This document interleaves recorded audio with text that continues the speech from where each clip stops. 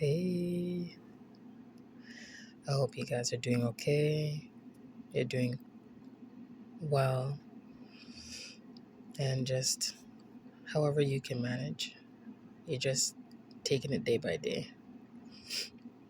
Um, I wanted to continue with the topic that I mentioned earlier in my last video regarding mirrors and kind of just where I am now. Um, and just to kind of share pretty much my parts of my journey um, and the things that I've done that have helped me along the way. And hopefully, some of these things can help you too. And again, because this is my second long form video, I have a little script, just like bullet points. I just don't want to deviate or ramble because I want to be respectful of everybody's time. So if you see me look up, it's because I'm just checking my notes. So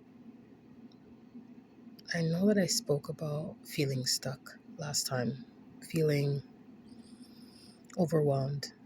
And if I didn't fully express that, let me express that now.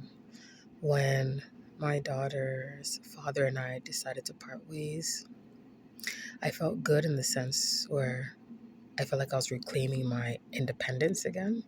I could make decisions, do things that I wanted to do without, um, I guess I would say, consulting somebody else. Um, but I also felt a sense of overwhelm because this is my first child. And, you know, um, you want to do the best you can. But as we all know, anyone who's a parent or who's had to take care of kids, there's no manual. There's no manual to this. So you're kind of figuring it out as you go and remembering things that maybe your parents had done for you, um, and just trying to like put it all together, keep it all together. Hopefully, you don't do anything that would cause your child to be taken away. That's the reality of it sometimes, right? So I really wanted to do the best that I could by my daughter, but I was scared. I was like, shit. Yeah, I grew up in a single parent home, but I wasn't sure if I could fully handle it on my own. But I also knew that at the time I couldn't depend on her dad either. Right? He to be honest, he didn't really want a child. It was really me that decided, you know what? I made my bed and now I have to lie in it. Right? So um for a long time I struggled with her dad. Um just more like internal struggle, not so much with him. On the outside, it seemed peaceful because I didn't fight back. I didn't mouth off. Um, I didn't really have altercations with him per se. But internally, inside, I felt so like,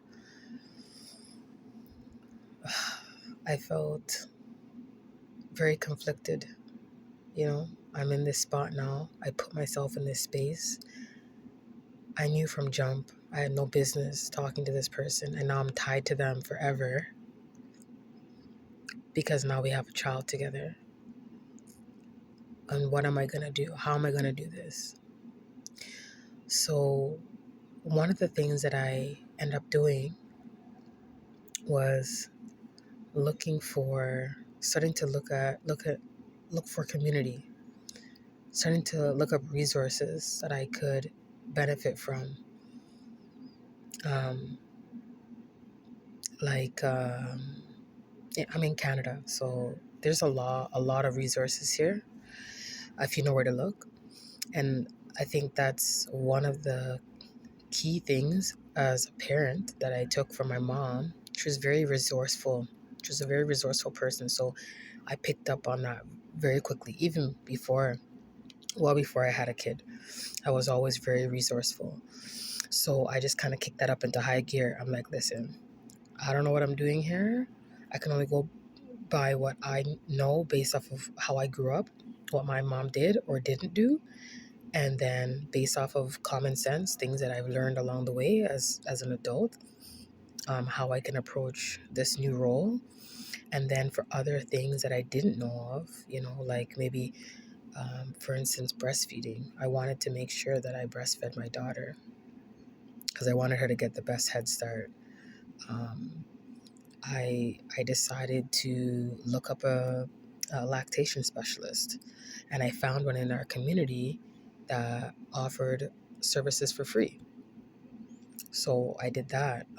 Another organization that I connected with was a center that specifically helped first time parents, and they helped me out for at least 2-3 years with Pampers, diapers, um, with ultrasound. I wanted to, well, I didn't necessarily even know about it at the time, but they offered, um, what do you call it, a 3D ultrasound.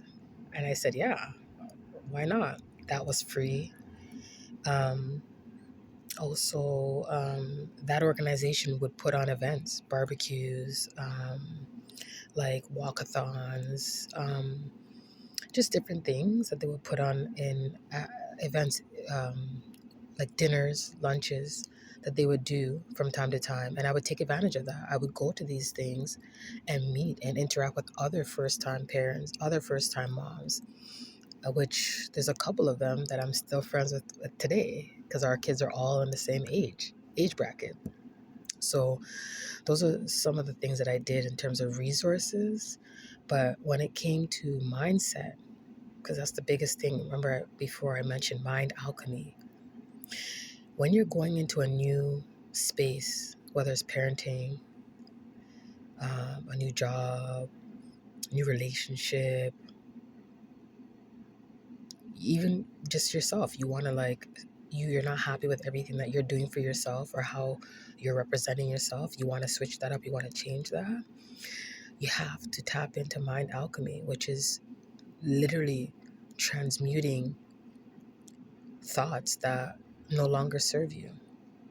But how I did that is, that took some time.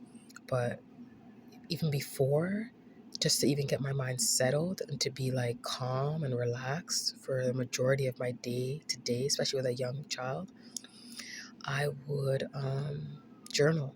I would journal. I mentioned this early in the last video. I would journal a lot, brain dump, a lot of brain dumping, things that I was going through, or I felt how I felt about certain things. I would brain dump. Um, and that helped to release a lot of the anger, the tension, the resentment, especially around my child's father, by me journaling and brain dumping, getting it out of my system because it's all energy. Um, of course, connecting with other parents, whether it was through the organization or just what people that I just met, especially through COVID, because a lot of people were at home. We would connect. We would go out with the kids. We would do play dates, and didn't have to be anything expensive or anything fancy. Literally, just we would go to the park. We would walk because when the kids were small and they were still in strollers, we would walk, and that would clear our minds, clear our our auras. Like just if we felt tired or restless or like fed up, you know, sad, angry. Myself and another girlfriend who lived close to me, we would take the kids for walks. They would fall asleep in the strollers and we would just be walking and talking. Something as simple as that. Huge relief, huge relief. Um, Another thing too that I did was later on, I incorporated this when my daughter was older. I started meditating. And meditation, we always hear about it, but there's no right or wrong way to do it. It's really up to you. The point is, it's to help ground you. It's to help center you, to relieve you from, you know, constantly having this chatter in your mind, this constant like. talking in your mind.